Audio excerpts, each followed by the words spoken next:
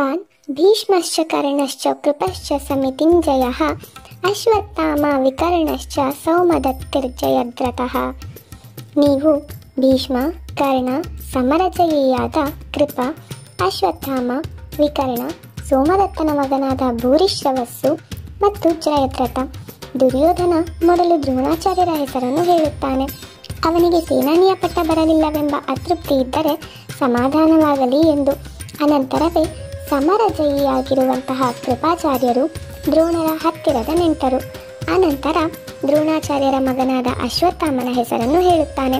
ದ್ರೋಣಾಚಾರ್ಯರನ್ನು, ಅವರ ನೆಂಟರನ್ನು, ಅವರ ಮಗನನ್ನು ಮುಂಚೆಯೇ ಹೊಗಳುತ್ತಾನೆ. ಹೊಗಳಿಕೆ ಒಂದು ವಿಧವಾದ ಲಂಚ.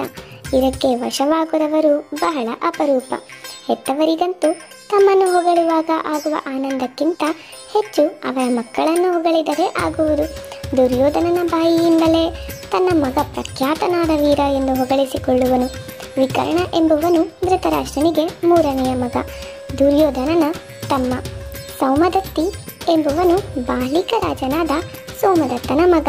ಪಂಜಾಬಿನ ಒಂದು ಭಾಗಕ್ಕೆ ಆಗ ಇದ್ದ ಹೆಸರು ಇದು.